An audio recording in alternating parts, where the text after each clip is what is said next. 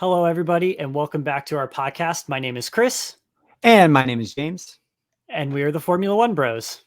Just two twins with a love of F1 to bring you everything in the world of Formula One. Yeah, wow. Can you believe it's already been 7 days and we had another Grand Prix? Yeah, and it was a really good one. This week we were in Saudi Arabia. And wow, it was a great one. We were in for a real treat. Yeah, Considering how crazy last year was. It was nice. Yeah, it was good. I think it was at least the racing part was a nice change of pace. But I have to say, coming into the weekend, it was another year and another little bit of controversy surrounding racing in the country of Saudi Arabia. And I think we would be remiss if we didn't talk about it. So the weekend started in FP2 and towards the end of FP2, some of the drivers and personnel on the ground started noticing a lot of smoke from a fire nearby that ended up being a missile strike at the Aramco factory oil refinery that was 10 kilometers away from the circuit. And even Max, there's a one point Max was in the car and he radioed over, he messaged to the team over the radio and was like, it smells like something is burning. And so that was, I think, kind of the first indicator, hey, something is not right. Yeah. And I think, yeah, when that was broadcast over the TV, I know everybody was a little confused as to what was happening. So yeah, it was definitely a really wild, I guess it was at the end of FP1, but it was definitely a really interesting situation that, which I didn't hear about it until much later in the afternoon. Cause I was at school all day and after I got home and I was like, oh my gosh, what happened? And so I kind of learned about it much later than everyone else. Yeah. So the second year in a row where, getting the Grand Prix underway was under controversy because if you remember last year, some 3 months ago, the track wasn't even finished, or the track was being finished when the teams were arriving it was at the circuit. It was an hour before FP1 when the FIA finally gave it its official grade 1 status. And we're like, shouldn't that have already been taken care of? I get it. They were building it brand new for this year, but yeah, that was it. Weird. Yep. And still a lot of controversy just in general around racing in the country of Saudi Arabia and the layout of the track itself.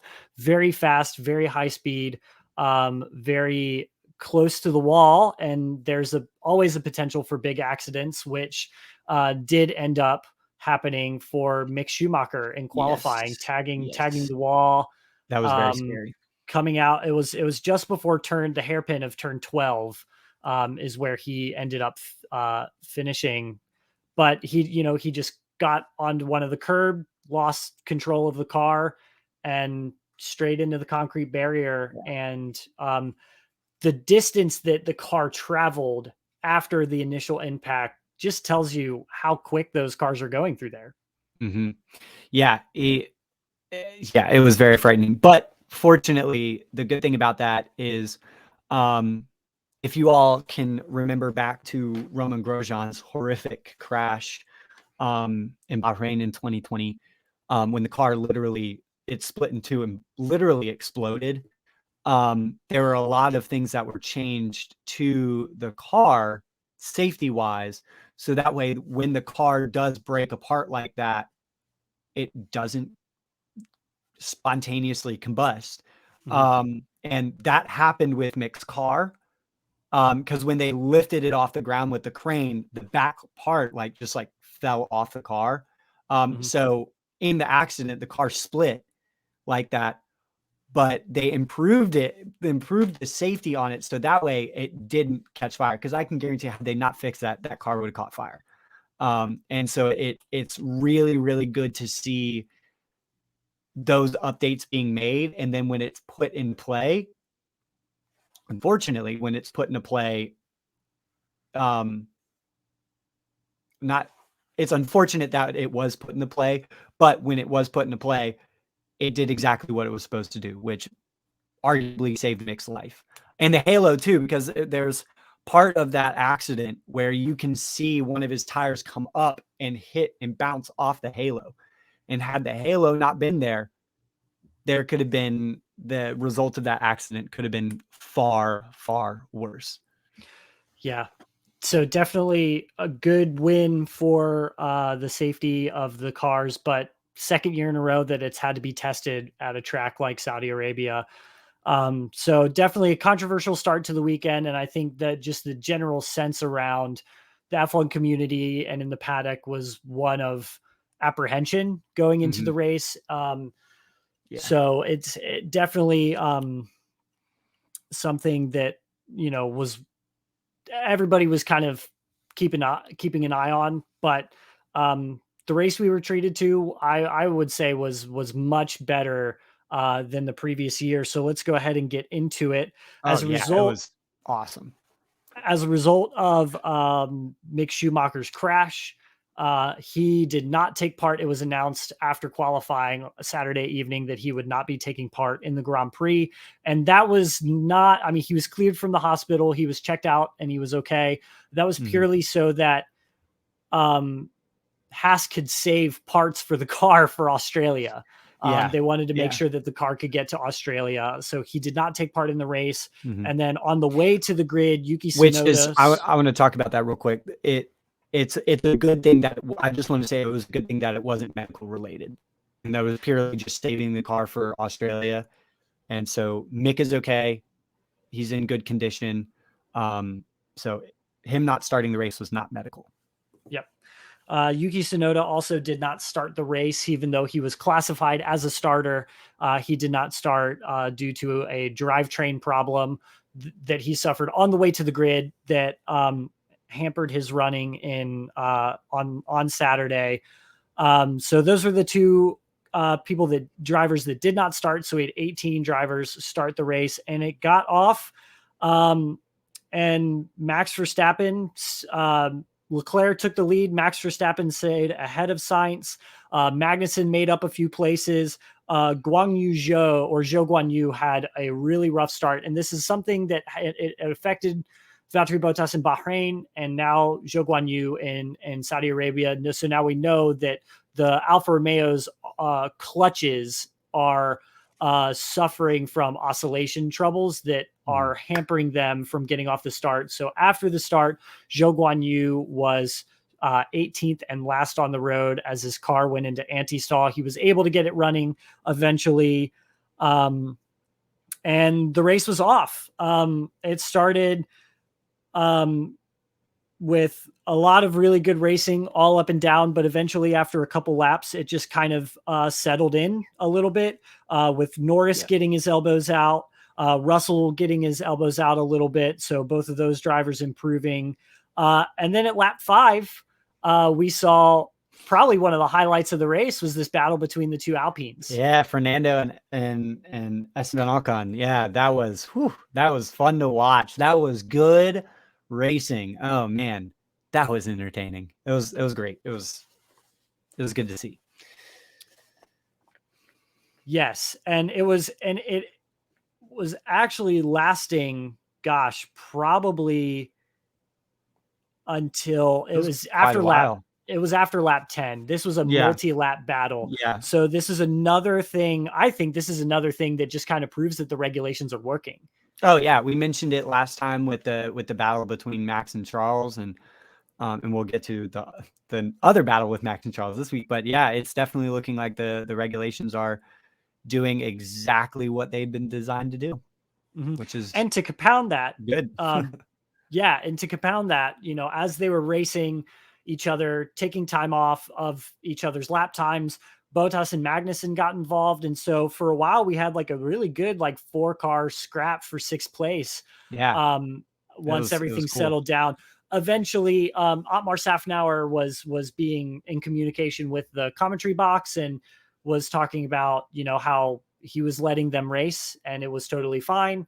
But eventually Esteban Ocon was told to hold position, and that allowed Valtteri Bottas to get ahead of him. And in that same lap, Hamilton passed Gasly to get up into the points. So Hamilton starting 15th which was a shock for everybody, but in the opening several laps was definitely making some moves. It took a while for him to get there because he started on the hard tires. Yeah. But eventually those tires came to him and he found pace.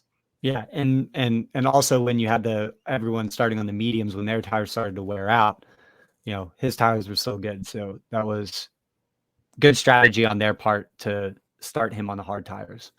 Mm-hmm. And then a little bit further down, we started getting into around lap 15. We started getting some communication about pit strategy, which initially got started off with Leclerc confirming that he was going to box to overtake Perez at the start. And I guess Red Bull had caught on. And so Red Bull was also at the last minute going to pit Perez on lap 15 when Charles Leclerc was supposed to come in. Leclerc actually ended up staying out. And that was a turning point of the race because Leclerc stayed out. Sergio Perez came out in fourth place. And then we had a virtual safety car because of Nicholas Latifi Nicholas Latifi getting into the wall in the final corner. Yeah. Yeah, that was a cheeky move by Ferrari that ended up actually really working in their favor with the virtual safety car. Yeah. So, I mean, nobody can predict when a safety car or a virtual safety car or something like that is going to neutralize the race. But for sure, I have a sneaking suspicion that Ferrari were very communicative about Leclerc coming in to bait Red Bull into pitting first, which was very cheeky, and it just ended up working out in their favor. Eventually, under the virtual safety car, Sainz, Verstappen, and Leclerc all came in. Sainz initially hit the safety car line in third place, but was overtaken by Perez at the restart. Perez let him go.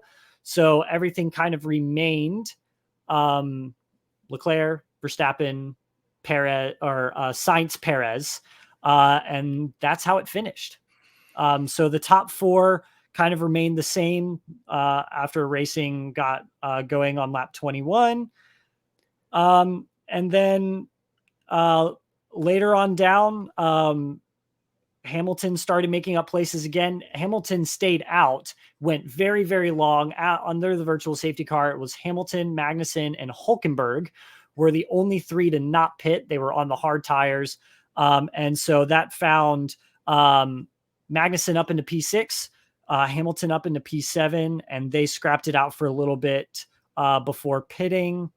And then everything kind of settled in. And then lap 36, Fernando Alonso was complaining of no power in the car. So he lost drive. Yeah. And that same lap, Daniel Ricciardo retired, and Valtteri Bottas all retired between lap 36 and 38. All of those cars were had retired. And it was as tricky was, I believe it was Daniel Ricciardo stopped at pit entrance. And so eventually a couple laps later on 41, when the virtual safety car, it was before that. The virtual safety car was thrown, pit lane closed, and that took away Hamilton, Magnussen, and Hülkenberg's opportunity to pit and not lose any time. Yeah. So, and it's unfortunate that all three of those, and especially McLaren, because they were having we'll cover them in a little bit, but they were having such a much better weekend. Oh my gosh. Than they did in Bahrain. Yeah. The disaster that they had in Bahrain this weekend was very much looking like a step in the right direction for them. Mm-hmm. And also a bummer for Alpine because, Fernando Alonso retiring, they coming off the back of a double points finish in Bahrain. Kind of unfortunate that it ended that way for them. But VSC got going on lap 41 of 50, so they had 10 racing laps. And so Hamilton eventually missed his pit lane opportunity, and when he did pit, he returned in P12 behind Magnussen on fresh tires. and made it up all the way to finish in 10th, claiming the last point. So a really good, overall, fairly decent drive from Hamilton, especially considering before the race, he was saying how that he had the same car. They had made no adjustments from qualifying and was expecting a very tough race. Yeah. He was very unoptimistic about the race today, which is interesting because normally Lewis is very optimistic. No matter how qualifying goes, he's very optimistic. Like, I mean, shoot, look at last year with Brazil. Granted, that car last year was ridiculously good. And the car that they built this year, not so much. So that definitely takes a toll on a driver's confidence. And if you have a really good car with a not great starting position, you can be pretty confident. But if you don't have a great car, also don't have a great starting position, you're probably not going to be as confident. So it was a good race and for Lewis, and I think that the team Mercedes as a whole should be very happy with that finish with where George and both George and Lewis finished. Yeah, they definitely damage limitation on that weekend. And fun fact, the last time Lewis Hamilton started as low as 15th or started 15th or below, 2008 Monza, when Sebastian Vettel won in the Toro Rosso in the rain. So that just goes to show how dominant Lewis Hamilton has been in qualifying. Well, he in 2017 Brazil, he was knocked out the first round, but that was because he crashed. Yes, on pure pace alone, yeah, getting to the end of qualifying without any extra things happening or being disqualified like in Brazil in 2021 on pure pace. The last time he was qualified that low was Monza 2008. But moving on, that led to the last several laps and this titanic battle once again between Leclerc and Verstappen. Oh man, they are putting on a show this year. They really are. And just like last week, they were playing chess at 200 miles an hour. Yeah, it was. Oh gosh. And they were really smart with getting DRS and then the freaking going into the last corner playing chicken with the DRS, both stopping, trying to get. Oh man, it was a great battle. I just wanted to mention one thing about that real quick. That battle, even though my favorite driver, Charles Leclerc, didn't come out on top, I was still extremely happy and satisfied with how that played out for several reasons. One, maybe because Charles is still the leader of the championship. I mean, yeah, and anyone would be happy if their driver was still leading the championship. But even though Max won, the way that the whole battle played out, they were respectful to each other. They gave each other room. There wasn't really, I was never watching that happen. I was never worried, oh no, who's going to get taken out? Unlike last year, when we would watch Max and Lewis battle, it was constant. Oh my God, who's going to get taken out? And every single time they came together, whether it was like physically came together or battling on the racetrack, I just was left uneasy because I didn't feel like it wasn't respectful all the time.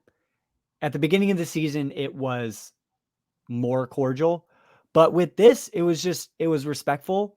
They congratulated each other at the end, even over the radio. Both Max and Charles were like, wow, that was a good battle.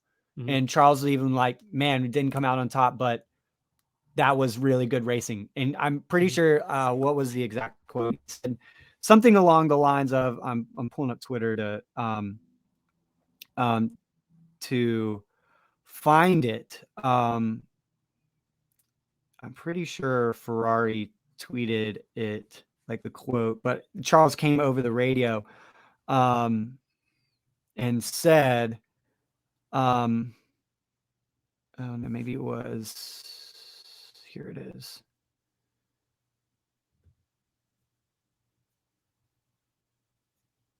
Where's this quote? Thank you for your patience. I'm trying to find this. It's a really good quote.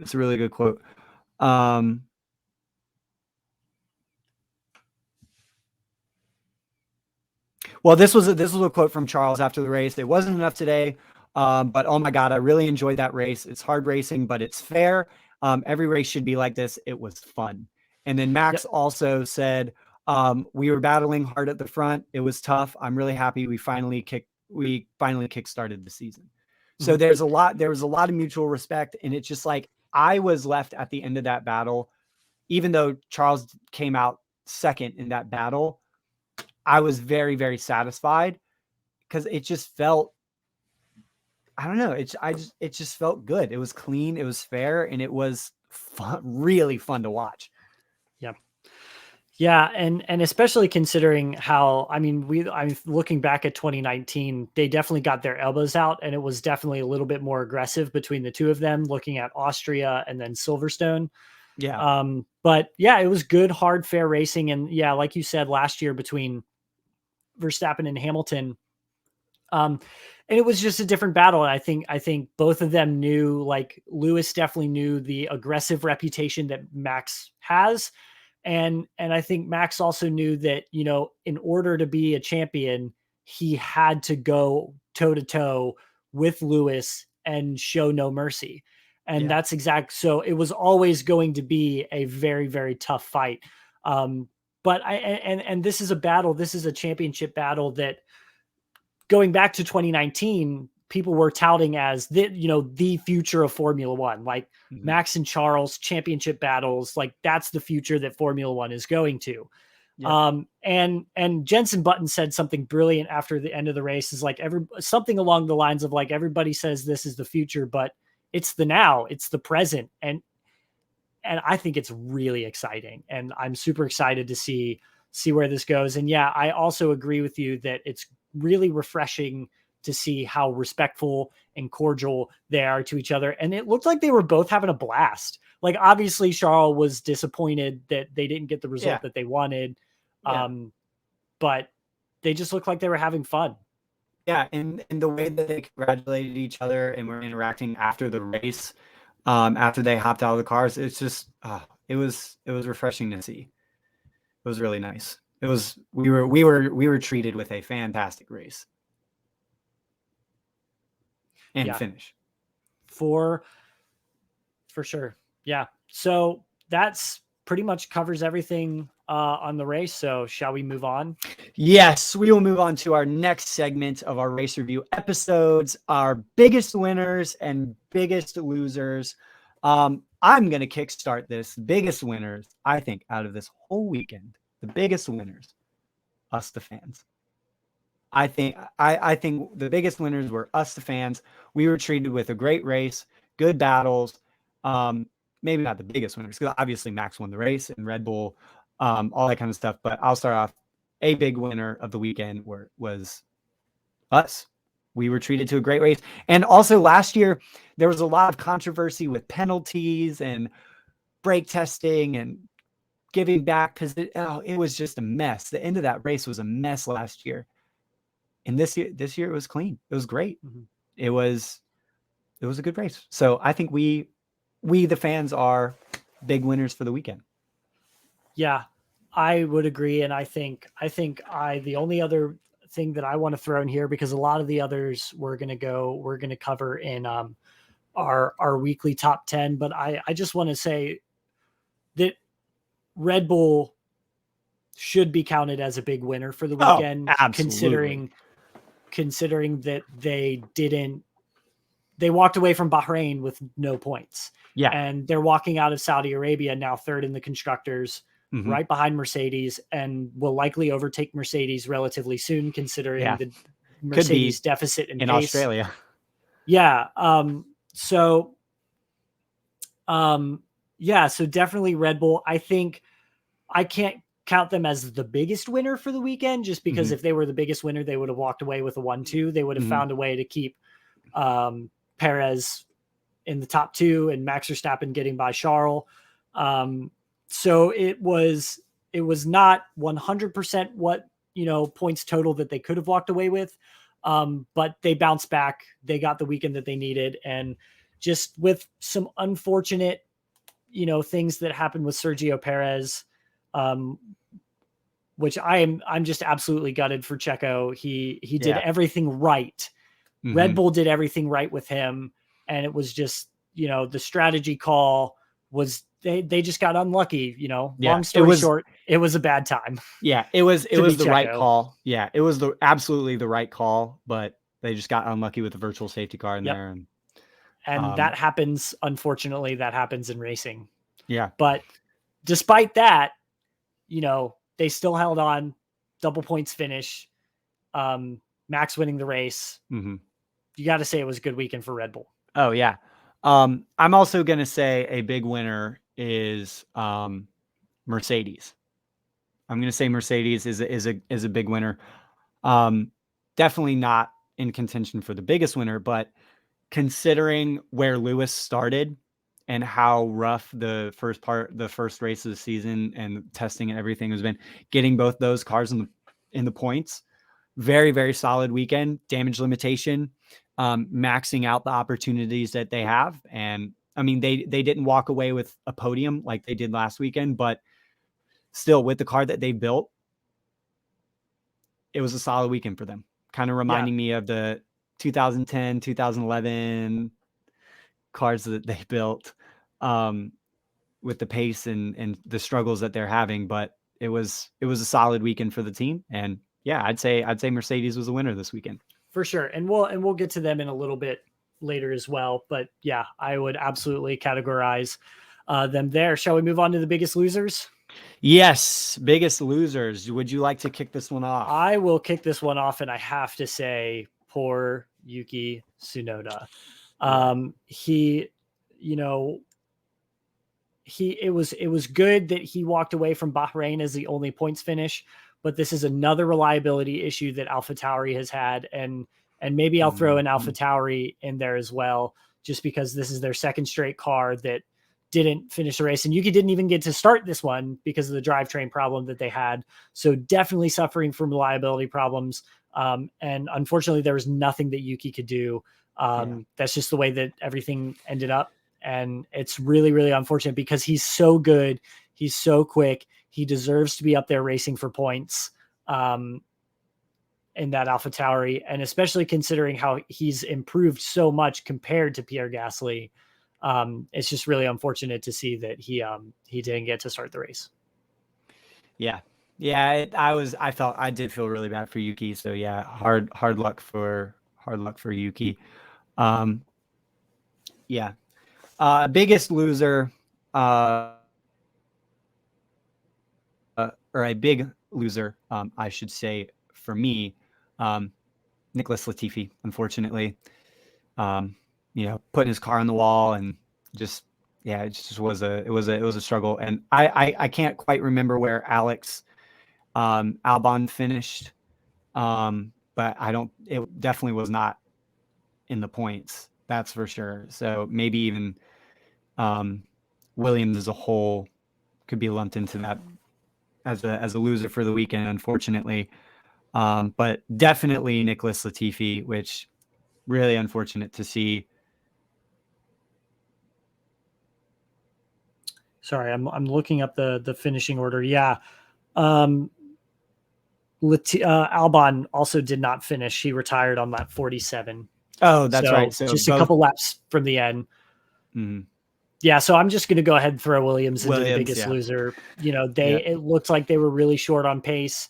Albon drove it into Q2 again, but that was as far as it could go. So unfortunately, Williams not delivering on the pace that they hoped.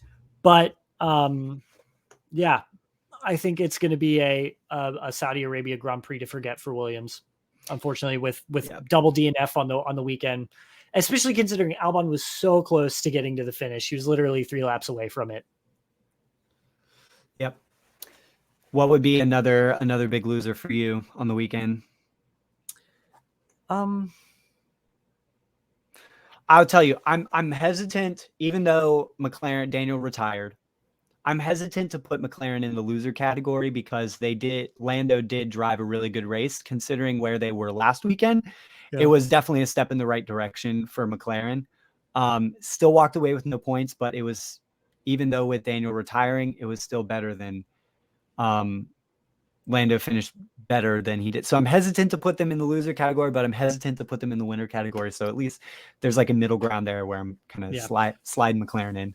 There are two drivers that I want to put in the biggest loser bracket, in the weekend losers bracket, because, and it's not because of where they finished. It's just, for one, unfortunate things happen, and two, it was completely shocking. So the first one, I'm going to put Sergio Perez there, and it is to no fault of his own. Yeah. He did everything right. He just got incredibly unlucky, and he was on course to walking away with his victory. He was cruising out in front of Leclerc. He was 2 seconds ahead. Miles ahead. He was completely in control of the race.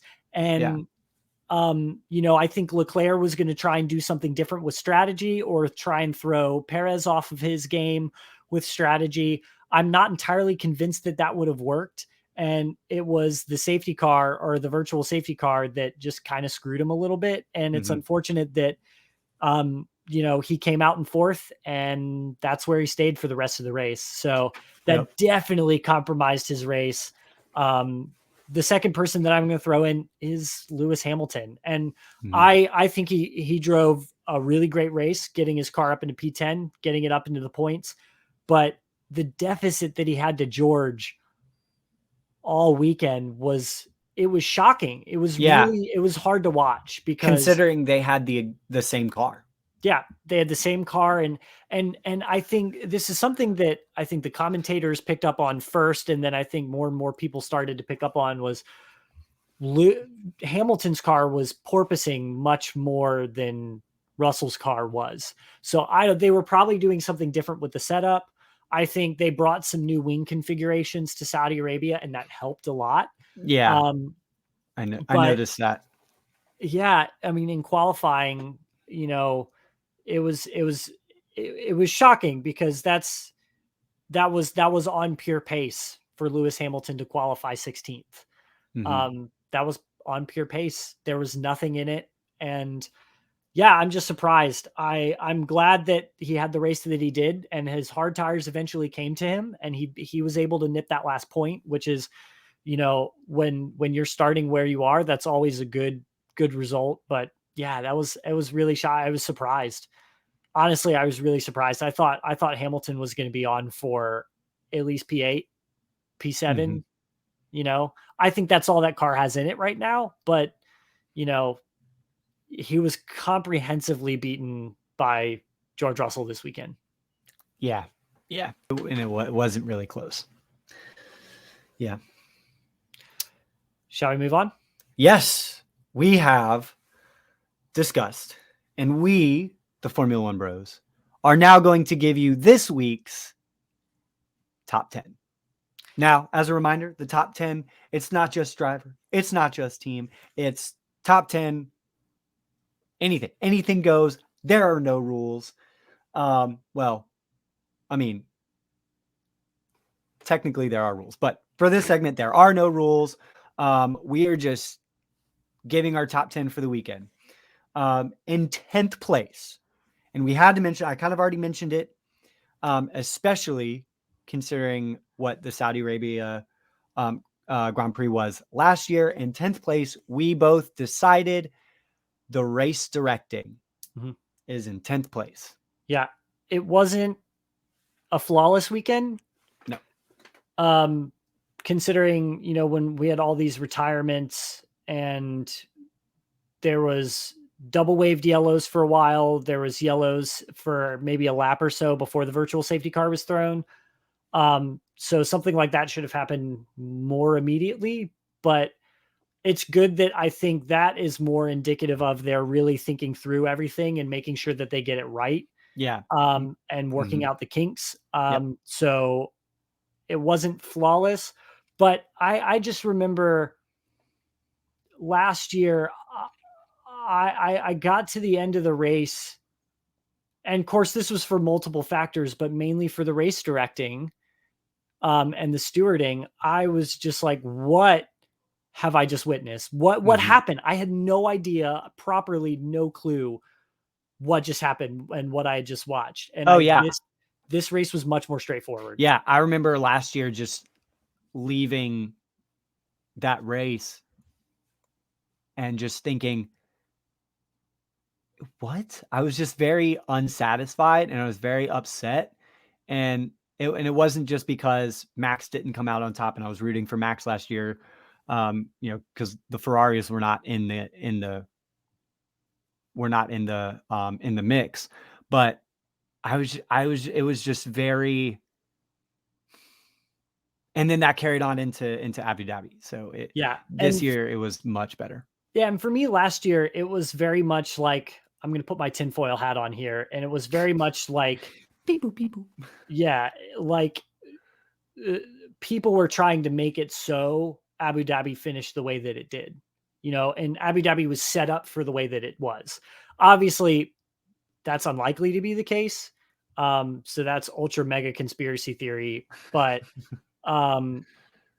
yeah, it was just so, oh man. But I think what helped also was having the race as the second race and not the second to last race. Mm-hmm. So, and I think that helped with, everybody being a little bit calmer, and everything happening a little bit more smoothly. The stakes were not nearly as high. So yeah, I would say race directing was a lot more straightforward this year. And then coming at P9, we have the safety team.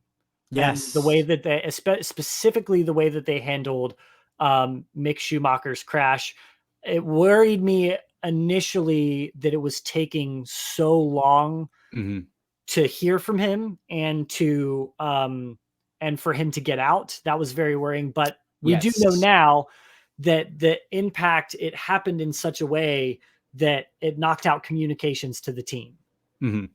So that's why we didn't hear anything. Mick was moving. Mick, he was alert. He was talking to the doctors, and they were just making sure that they were extracting him from the car in as safe a way possible, considering they had no idea the extent to his injuries, considering the amount of pain that he was in. So they did everything right. And again, I would rather it take longer for them to get him out and for him to be completely safe, than for them to rush it out and make any potential injuries worse. So I think they did everything that they needed to do. Yep, absolutely. I totally agree.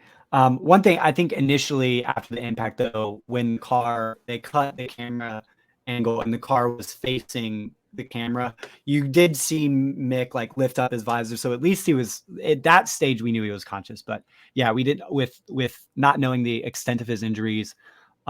It was good to see him walk out of there, and very major props to the safety crew there, because they did everything right. And you're absolutely right. Better to do it. And, this is something that I preach to my students in the classroom all the time. Better to do it slowly but correctly than rush through it just to get it done. So absolutely. In 8th place, we have the McLaren team. Now, I kind of mentioned earlier that McLaren, in terms of big winners and losers on the weekend, I kind of put them in this little gray area because they didn't have a stellar weekend, but they didn't have a horrific weekend like they did in Bahrain. With Lando finishing 11th. Yeah, Lando finished 11th place, which, considering where both of them finished last weekend, yes, Daniel did retire, unfortunately, but considering where Lando finished, I'm very happy to see that there has been progress made. And Lando actually finished P7 today, bagging McLaren's first points for the weekend. Oh, that's right. Who finished P11? Who was that? Zhou Guanyu. That's who I was thinking about. Yes, P7. Yes, McLaren first points. I don't know why I thought P11. But yeah, really, really great race for Lando. Unfortunately, Daniel retired, but I'd say McLaren gets a solid P8. Yeah, I think for me, it's just they made improvement from Bahrain. They got some points. I think the thing that's definitely keeping them higher is Daniel Ricciardo retiring. So they're definitely still having some reliability issues. And that prevents me from wanting to put them any higher.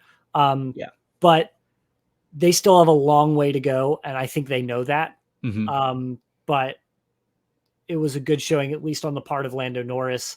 And I think overall their pace was a little bit better. They weren't scrapping it out for last place at the end of lap 1 like they were 7 days ago.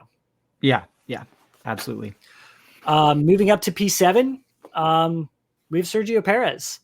Sergio Perez did, and again, I don't think him being P7 as opposed to any higher, that's not indicative of him having a poor showing. Not at all. Oh, no. I think because over the whole weekend, he was a freaking champ.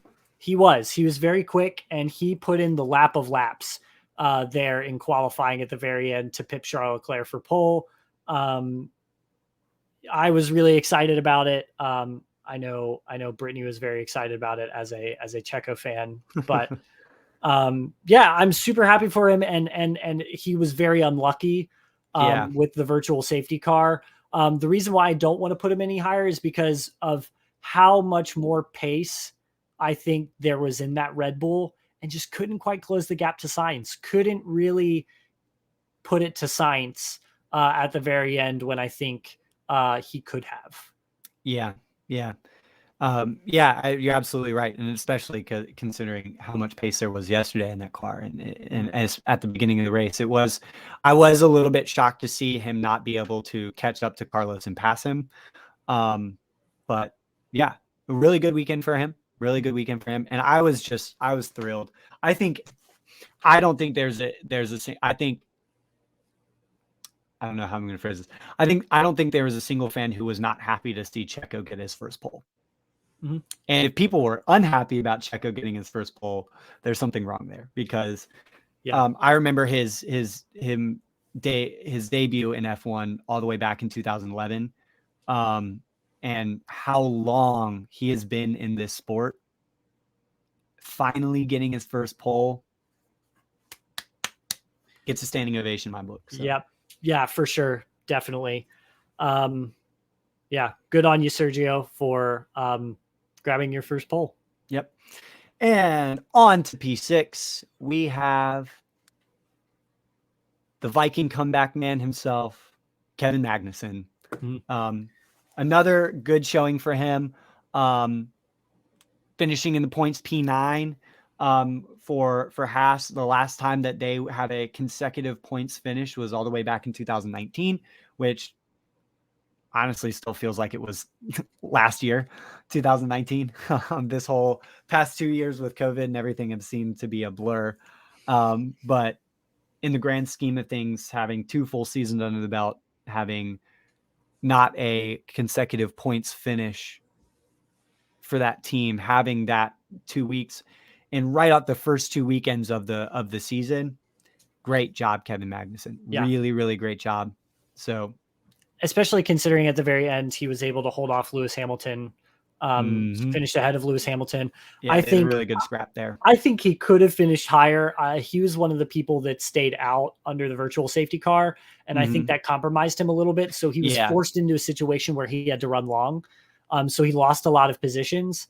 And he was up to P6, came out after the stops P11, and was only able to manage up to P9, but it's an improvement after starting P10.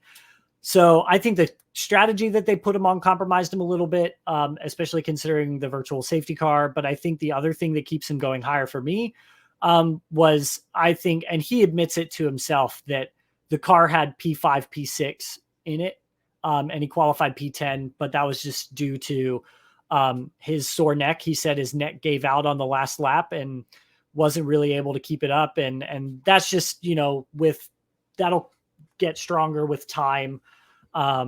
It took a while for him to it's taken him a while for him to kind of break back into Formula One, but so just lost out a little bit there on qualifying, but still a really good showing, and a double points finish or 2 consecutive points finishes in a row for Haas. Yeah. Yep. And in P5, we have the Alpine battle between Fernando Alonso and Esteban Ocon. That was a really, really fun battle to watch. Yeah, and it was spicy. There were times where it almost went over maybe it did just a little over the line. But it was fun racing. And like I said before, it lasted laps. It Yeah. wasn't just like one overtake or whatever, it lasted laps. It was a laps long battle. Yeah. And again, that is just proving that the regulations are working. Yeah, absolutely. Absolutely. It was entertaining. And yeah, I think there were moments where I was like, holding my breath a little bit, but I mean, that's racing. So Yep. yeah, really good job keeping it clean. Yeah. And in the same vein, moving up to P4, the battle between Leclerc and Verstappen. Yep. And It was good fun to watch. Oh my gosh, it was fun. I don't want to spend too much more time talking about it because I already did. It was good fun. It was clean. It was respectful. We got a really good show and came down to the very last lap, finishing within 5/10 of a second. That was great. That was really fun to watch. I literally posted on our Twitter page, Leclerc and Verstappen are playing chess at 200 miles an hour. It was properly fun to watch. And I think this is going to be a season long battle that I just cannot wait for. Yeah. And I hope it remains respectful, because at the end, I think we're all just ready for the Lewis and Max drama to end. Yep. I hope this keeps up, and I hope it keeps being respectful the way that it is, because if it does, we're in for an even better season than last year. So yeah, we're in for a treat. Moving on to P3, George Russell. Mr. Saturday. We himself. say this we say this all the time. We're big fans of George Russell here on the podcast. Yes. Oh, love George. Love him. And we're I mean, obviously he's driving a dog of a car, and he dragged that car to a place where, I'm not entirely convinced it deserves being up in P5, but he comprehensively had the upper hand of Lewis. And even in the race, he was when Lewis was at his fastest, he was still a couple tenths a lap faster than Hamilton. Yeah. So I think this weekend, especially in the race, just comprehensively beat Lewis this weekend. Yeah. And you look over the course of both this weekend and last weekend in Bahrain, he's been very consistent. And that's something that's really good that Mercedes needs, especially in this challenging time that they're going through. And he has 100% proven that he was absolutely ready for that seat. Because we have seen in the past with Red Bull drivers that they get into that seat, they do okay, but then they crack. Yeah, because they're super mega fast tracked into that seat. Yeah, and they completely fall apart. But George was ready, and he's proved to everyone that he just absolutely is the man for that job. So yeah, I don't think he's always going to have the upper hand on Lewis, but I think he knows he has to capitalize when he's in a position that he's going to, that he's in a position to beat Lewis. And I think he 100% did that today. Yeah, absolutely. Absolutely. Moving on to P2, we have Ferrari. We have Ferrari in P2. They just had another very consistent and consistently good weekend. Yeah, they didn't get a pole. They didn't get a race win, especially not a 1-2 like they did last weekend. But both drivers finished on the podium. They are definitely the clear leaders in the Constructors' Championship right now, even though it's only after two races. But, definitely the clear leaders of the Constructors' title right now. Charles still leading the championship. Both drivers finished on the podium. It's hard not to give them second place. Yeah. Yeah, no, definitely. I think they are doing a really good job of capitalizing when they need to. I think even more important than that is just the level of consistency that they have. They're consistently there. They're consistently a threat. And Yeah. I don't see that changing. We've not seen any evidence as of yet for that to change. Yeah. Which is good for us Ferrari fans. Yes. Oh my gosh. Yeah. And rounding out the top spot, we have our Saudi Arabia Grand Prix winner, Max Verstappen. Yeah. It's not always going to be the winner. Takes the top spot for our weekly top 10. Yeah. But in this case, it is. the battle that he had with Charles, he came out on top. He was quicker. It was good. He capitalized where he needed to. Yeah. And he drove a great end to that. I mean, great race overall. Getting by Sainz at the start, putting himself up into P3. And I think that was important thing number one, was getting by Sainz at the start, which he did. Mhm. And then he was able to capitalize on strategy by a bit of luck. But I always say with luck, you have to be in a position to capitalize on it when it comes. And he did. And he came out P2 after the virtual safety car, and he put it to Leclerc and came out on top. Yeah. Yeah. It was a great job starting in 4th place. Drove a really, really strong race, and definitely, absolutely was the driver of the week. Yeah. The driver of the weekend, and yeah, that's And all that really is about that. And going into qualifying, it looked like he was going to be the driver to beat. And just for some reason, Q3 didn't have any grip in his tires, and that led him to be P4. But I thought, like, going into Q3, I thought he was going to be the driver to beat for pole. Mm-hmm. Yeah. So Max definitely our first place this week in our Formula One Bros top 10. All right. Now we'll go to our last segment of the weekend, our spicy hot takes. That says Bahrain. Let me change that. Give me 1 second here. Technical difficulties.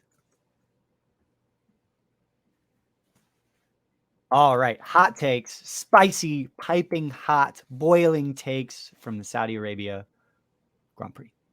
What are some of your spicy hot takes? So I said this after Bahrain and about Mercedes, and mainly on, it was not that they were not sandbagging at all, despite getting a P3 and a P4. I think Lewis definitely had more potential in that car, and I think George overdrove it. But I think where they ended up is about where they are. I don't think that now. Apparently, they have. I think Andrew Shovlin said midweek that they had found something that was actually going to be able to implement as early as Australia or Imola. So over the next 3 weeks, that they were going to be able to implement something to drastically improve the W13. So we'll see what happens. We have 2 weeks off until Australia, or we have a weekend off before Australia, in 2 weeks' time. So I'm interested to see what happens, but I think this week was much more indicative of where Mercedes are at. And I think that given how poorly Lewis qualified, they have a lot bigger of a problem than I think they initially anticipated. And I think we as the fans anticipated too. Yes. Yeah. My original thought coming away from this weekend is, and I just want to say this, I'm still seeing folks on Instagram comments, Twitter, news feeds, everything, that, oh, Mercedes is still sandbagging. Just wait. It's like, they have no reason to. They literally have. We're in the season. We are now. We're all looking forward to Australia, which is round 3. No team is sandbagging. No team has any reason to. And it's exactly what you said. Mercedes, what they have is what they have. And if they're now, they will probably improve. That team is probably the most efficient and best well-run teams in Formula One. But they will improve. They absolutely will improve. But they're not sandbagging. Nope. They are right now, as of right now, they are looking at some trouble, which is unfortunate because they've been so successful over the last 8 seasons. And even when they were going through their growing pains in 2010, 11, 12, they were still a decent team. Like when they bought Braun, it wasn't like when Virgin joined in 2010 or Lotus or HRT, where it was just a disaster. They were already off to a great start. So there's no question that Mercedes is good. It's just, I want to put that discussion to it because I keep seeing all over social media like, oh, they're sandbagging. They literally have no reason to. Literally. Yep. Yeah, I'm not convinced what they would gain from doing that. No one would gain anything by continuing to sandbag. What are some of your other hot takes? My last one is, given all of the external factors that was surrounding this Grand Prix weekend and the one from last year, the 2021 Saudi Arabia Grand Prix, I think Formula One, the FIA, and all parties involved seriously need to rethink a contract with Saudi Arabia. It is getting to the point where last year people were very outspoken, why are we there in the first place? And that was even without missile strikes. Right. And the fact that there was one 10 kilometers from the track at an oil refinery that is a title sponsor of a Formula One team, Aramco, being the title sponsor. Well, not necessarily a title sponsor, but the fuel partner for Aston Martin. And a big Formula One sponsor. Yeah, that should have had, I know that it was discussed at length, and unfortunately there is that clause in the contract that passports of personnel can be revoked and people can be detained in the country if the race doesn't go ahead, which is mind-blowing that has even been considered to be in a contract. If I were people in the FIA, that's red flag number one, not the red flag behind me, but red flag number one, like, hey, maybe we shouldn't. And that's kind of the second part of this hot take is that is what you get when the only thing that you're thinking about is money. And we've known this for a long time, considering that the teams even showed up to Australia in the first place at the beginning of the COVID pandemic. But before COVID was a pandemic, it was a problem. And the fact that they were even trying to hold the Australian Grand Prix in 2020 was a problem. And Lewis Hamilton said it himself, cash is king. And this is kind of what you get. And if I was anybody at the FIA or in Formula One, not feeling at least a little bit of pressure or a little bit under the hot seat for what has happened, I would seriously consider rethinking what you're doing, what's going on, everything, because I'm trying to be as objective as possible, but I can't sit by and say that it was anything less than completely embarrassing. Yeah. Oh, I totally agree. And especially considering how the FIA and Formula One were so supportive of Ukraine. That's the other war thing happening there. I know. Yet they're going to completely, and they canceled the Russian Grand Prix, yet they're going to race in Saudi Arabia. So, I just think that the people running that race need to have a really good hard look at that contract and really consider continuing it. Obviously, we don't know the details, but really need to reconsider continuing it for the future. Yeah.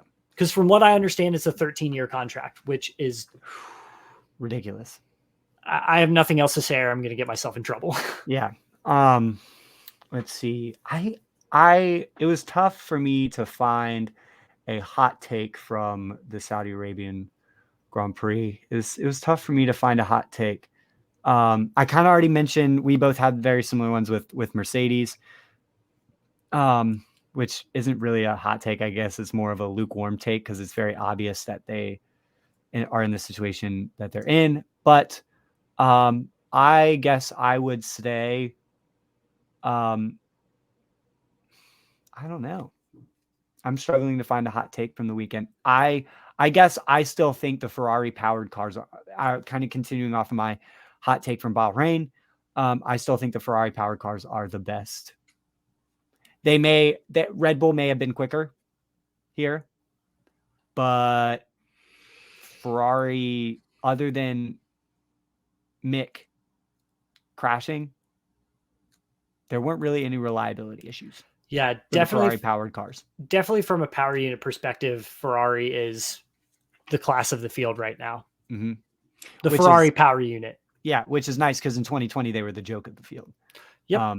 So it's definitely was proven this weekend that the Ferrari powered cars are.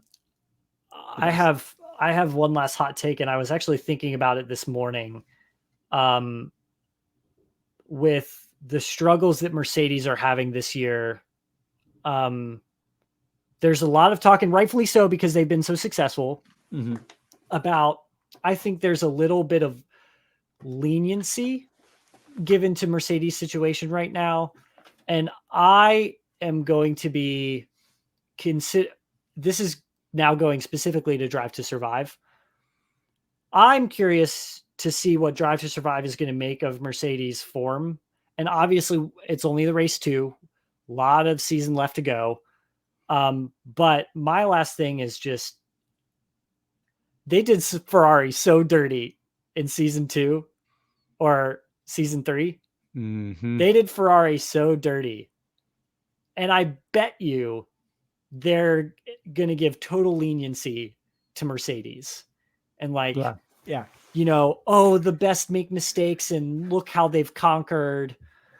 Look how they've overcome. I imagine seeing that happening. And if that happens, I'm going to be frustrated. I will pay you $10 if that happens. I will give you $10 if that happens. I am 90% sure you're going to owe me $10 come a year from now when Drive to Survive season 4 or 5 drops.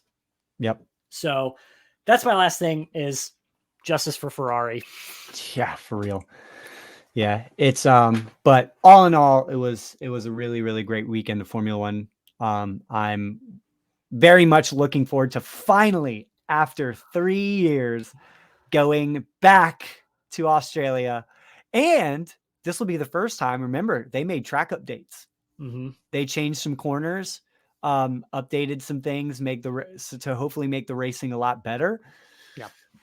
I am really excited to go back to Australia. It's going to suck having to watch that race at like 2 a.m, but yeah, I'm excited to go back to Australia because it's always such a fun race. It's such a fun track. I'm also really looking forward to Daniel Ricciardo being able to have a home race after everything that he's been through, not being able to go home and see his family, you know, everything that's happened, the struggles that he had last year, the struggles that, you know, McLaren are having this year. I'm so excited for Daniel Ricciardo to go to the Australian Grand Prix. Yeah. Yeah. It'll be really nice. I'm looking forward to that. I'm also going to be very much looking forward to see how the new track updates look, how it improves or how it changes the racing. Also, so we can have that in the new video game. But yes, I'm very much looking forward to that. Yeah. And with that, we will go ahead and wrap up for the weekend. Yeah. What an eventful weekend. As always, please go like and subscribe on YouTube. Follow us on TikTok. Follow us on Twitter. Follow us on Instagram. All the social medias are right here below at Formula1_bros. On YouTube, it's just Formula One Bros. Please go follow along. If you're a big fan of the podcast, we also have a Redbubble sticker page. So go buy some stickers. I bought one for myself, put it on my water bottle. It's great. It's just our Formula One Bros logo. So go buy a sticker. Yeah, and we will look forward to recapping the Australian Grand Prix. The link to the stickers will be in the description of the video. And if you're listening to this on Spotify, head to any of our social media accounts and check out the link tree, the link in our bio, links to all of our social medias, and our stickers are in there. So be sure to check that out. Yep. And the link tree, I wasn't able to figure out how to put it on the TikTok page. I think you need a certain number of following, certain number of people following you to be able to put a link tree in your bio. But on Twitter, Instagram, the link tree is in the bio. So go check it out. And that's a plug for a TikTok. Follow us along. Yes, that is a plug for a TikTok, because if we want to get that from our TikTok page, follow us on TikTok. Please follow us on TikTok. Because we would also love to do some live videos on our TikTok page, but you have to have 1,000 followers, and we are currently at, I will tell everyone how many followers we currently have on TikTok. It is 266. Not bad, but yeah. If we want to be able to do some live events on TikTok, we got to get to 1,000, and we are currently 730.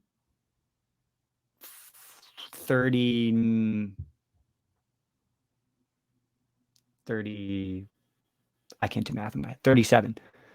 There's a reason why we're musicians. Yes. Yeah. So be sure to check that out. And we will see you all for an Australian Grand Prix episode. Yes. Peace out, everyone. Bye.